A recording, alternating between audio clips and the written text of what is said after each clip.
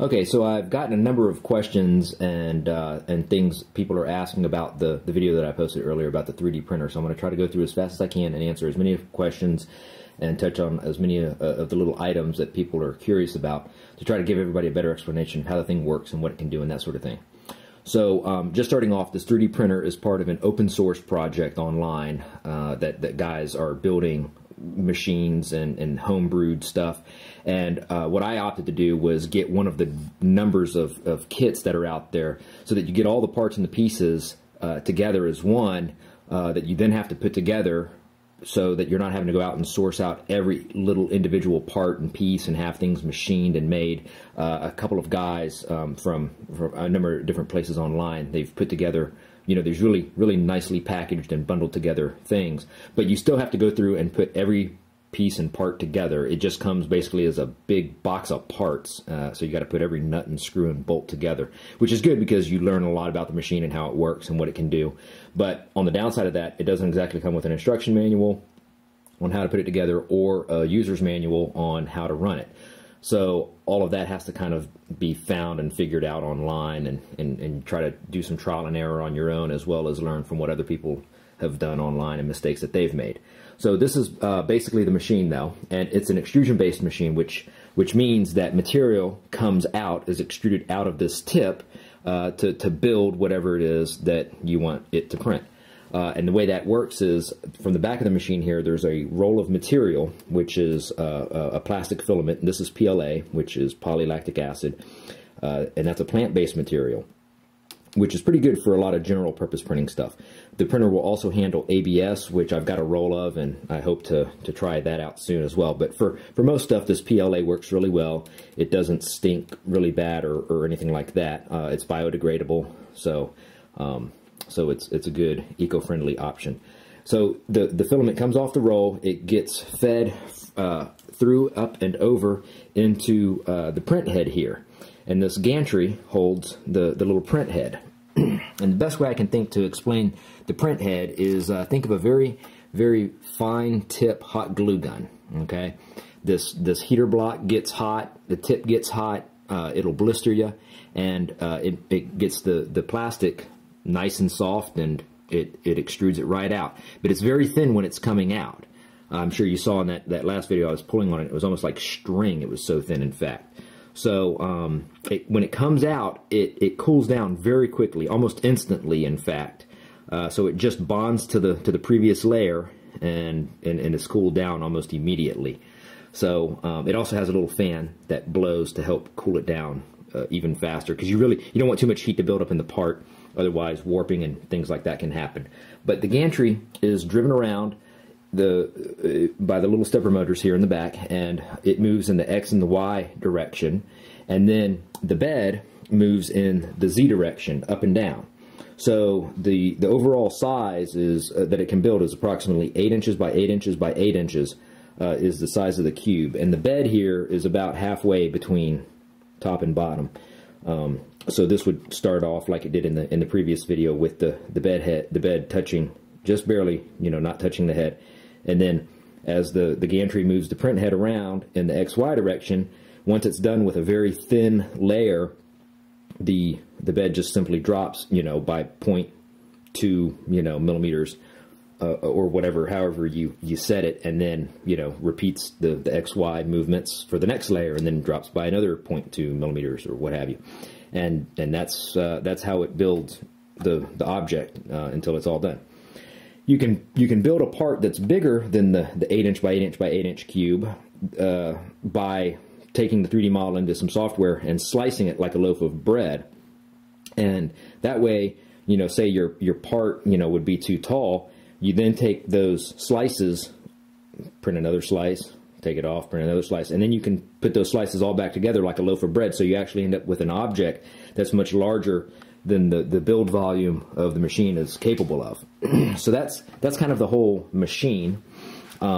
Software side, which drives the machine, here's a model of the little bus that I printed in the last video, and you see it's you can do, once you've got the 3D model, you can scale it to whatever you want, and then from there it outputs a pretty standard G code, which has all of the X, Y, and Z coordinates, followed by any other particular you know, items that need to be followed by the machine.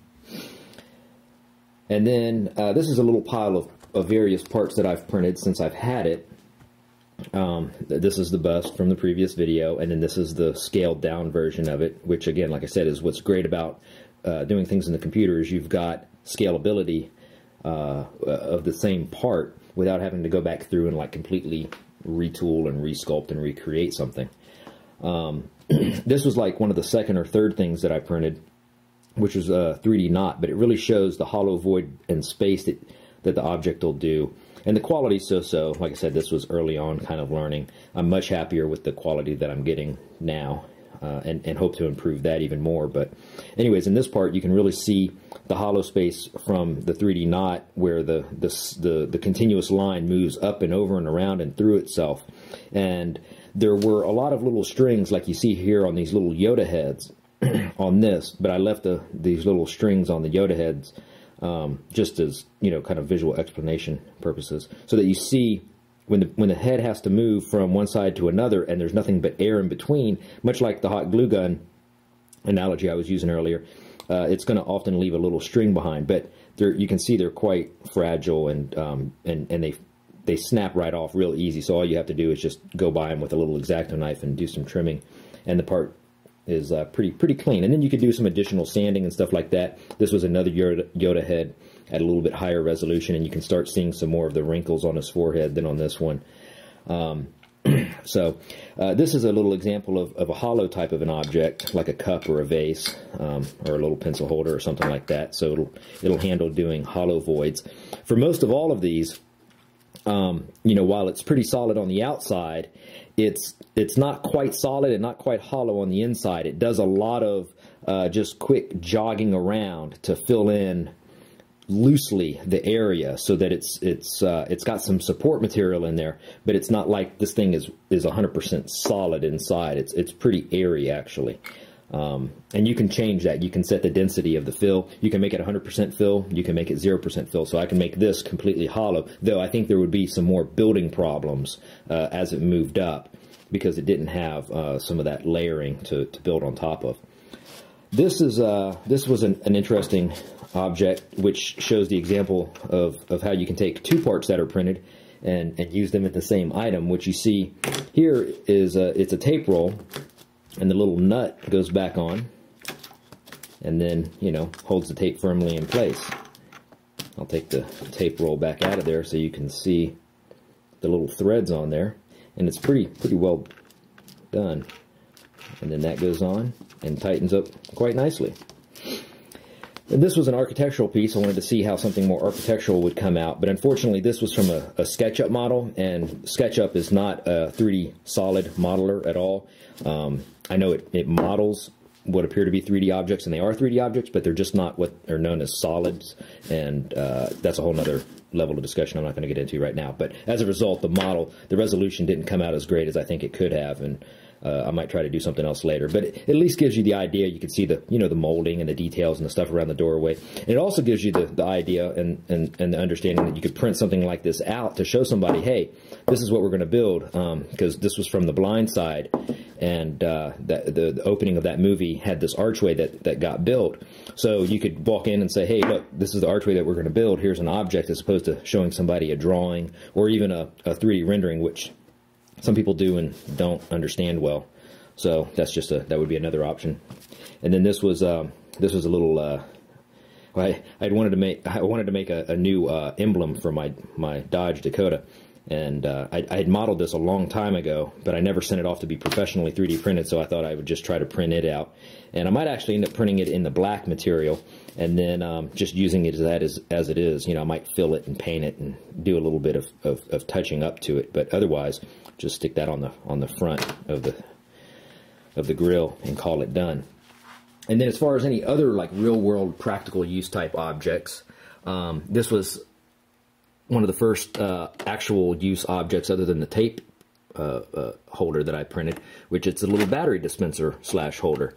So it keeps all of the AA in a nice, neat little convenient area, and you know, pop out however many batteries you need, and you just refill them up here at the top.